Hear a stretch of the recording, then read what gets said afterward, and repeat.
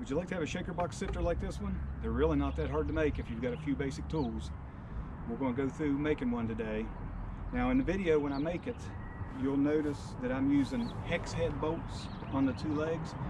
I've switched them out to carriage bolts, and the carriage bolt's a lot better way to go. I didn't have them when I made this, but I switched them out later. And you'll see that in the video as I'm making it.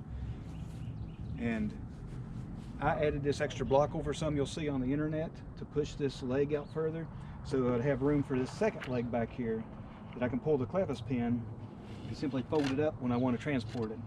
And it gives me a much better platform to work from. I don't have to rest this back end on my legs or a 5-gallon bucket. I can simply just rest it back on these legs, and now I can filter through the material I've sorted out. So stay tuned, we're getting ready to build it.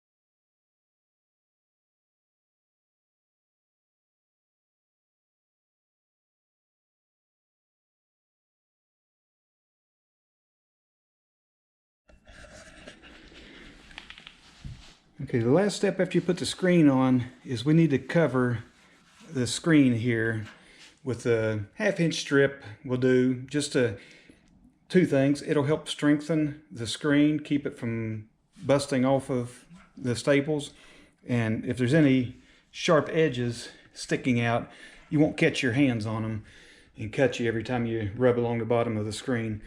So we'll go cut a couple of strips off one of these spare boards so we can cover those up.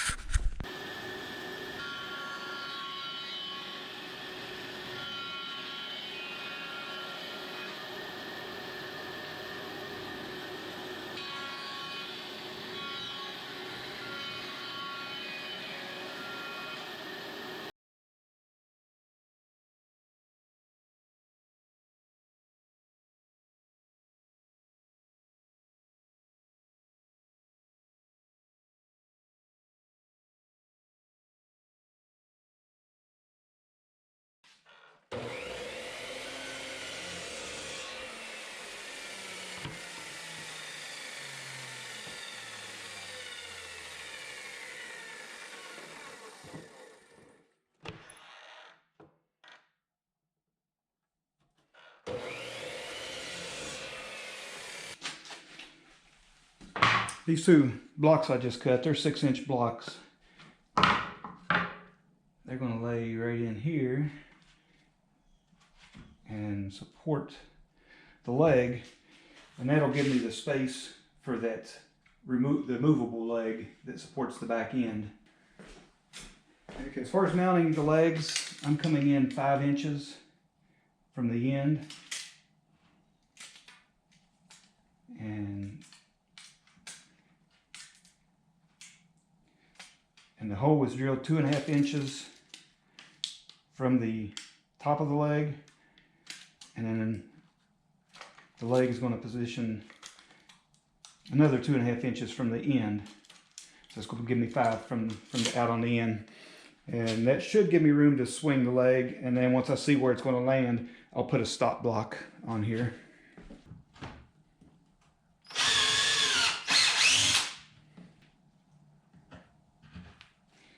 Now that's where the leg's going to position here in a minute. But what I'm going to do is I'm going to put some glue on here as well as screws. I'm going to glue it down, and that will make that a lot more solid. And when we're finished, the final step will be gluing little blocks inside each of the 4 corners, and that'll really stiffen it up. And the glue I'm using is waterproof glue. It's Tight Bond 3.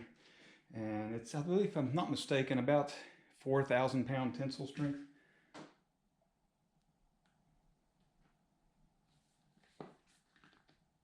It's a little cold in here, so the glue doesn't want to squeeze out very easily.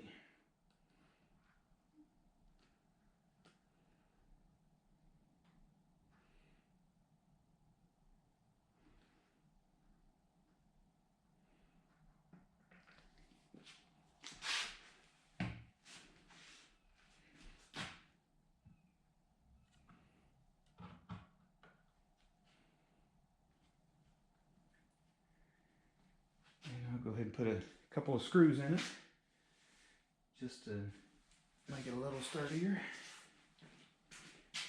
I'm going to run them in through from the inside because they're 1 3/4 screws and they'll stick out a little bit, and I won't sink them in all the way until I put the other block on here.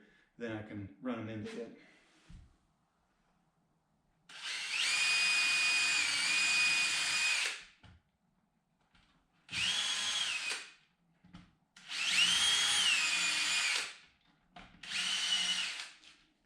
Trick is not running it through into my hand.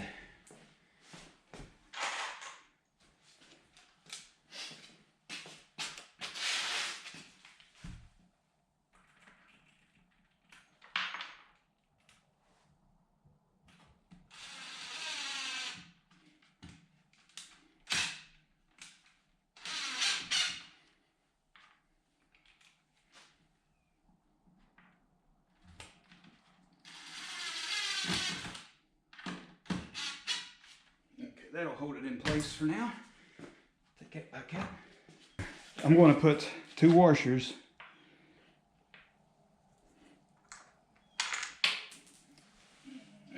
Two washers on the inside here, and then of course one on the back side and one before I put the nut on.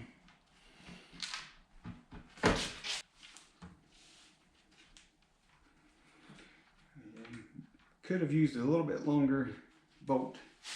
Problem is, if I'd have gone to 3-inch, it would have stuck out into the sifter a little bit, and I didn't want to constantly hit my hand on it. So I'm going to do away with that washer right there. That might give me enough room.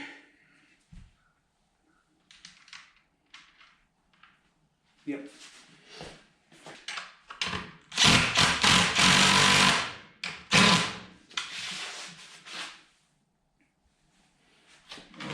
Now, when the leg swings open, we'll find about where we want it, the stop block to be, and then draw a line here, cut our block, and glue and screw the block down. I got my stop block cut.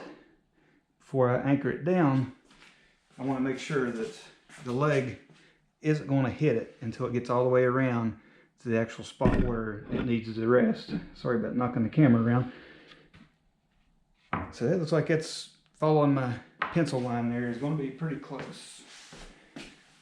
We'll go ahead and get some glue on it.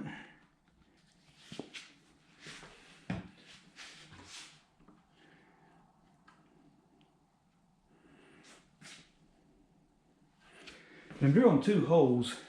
One's a little larger and then a smaller one, so that I don't risk splitting my wood as bad when I run the screws in.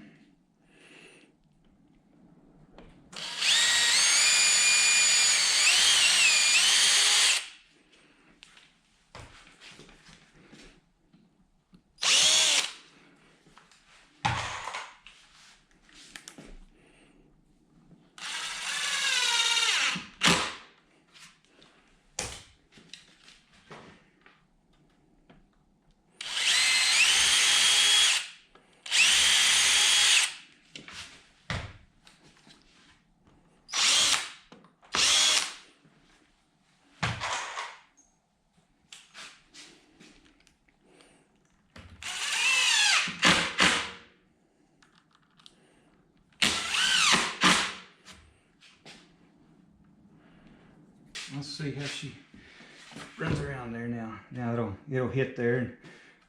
As long as it makes contact along that edge somewhere. It doesn't have to be perfectly all the way up. That will stop your leg and keep your table from flopping down. Okay, I've got this about a 1/4 inch, 1/8 to 1/4 inch from the stop, that block there. And I'm just going to drill a hole somewhere about the center of the board. And when it flips down, this ends will come up and I'll cut it off flush with the top of the bass box there.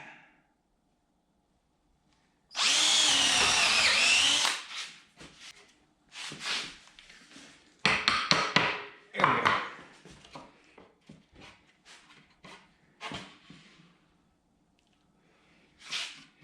Bring this.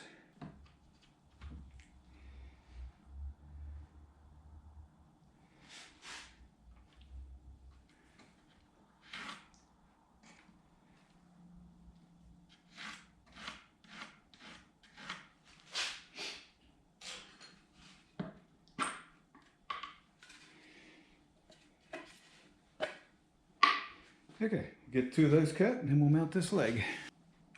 Yeah, that's more like it. Get the leg kicked down. It's flush up here at the top.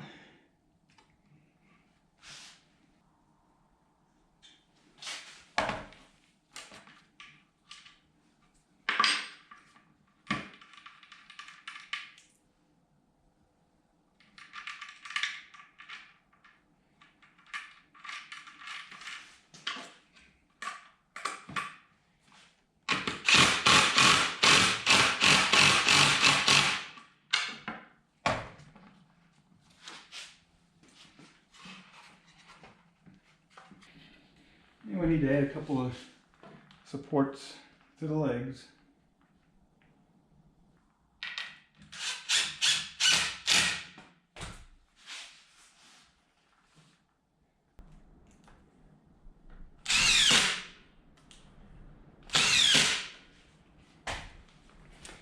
Okay, that's the final step. Now we've got our shaker box.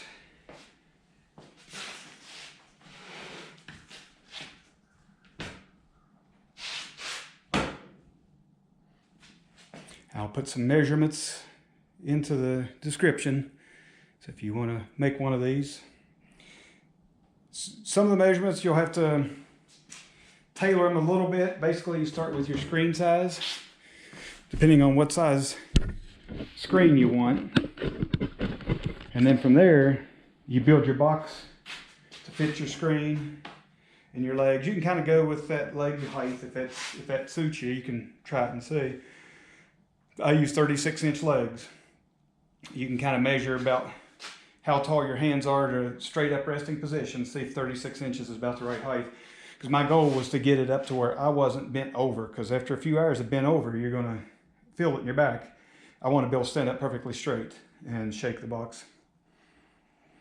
But I believe that'll work. We need to put blocks in the corner, and I put some glue on them. And these blocks will make these corners really rigid and hold this thing together really good. So go ahead and run some screws in here.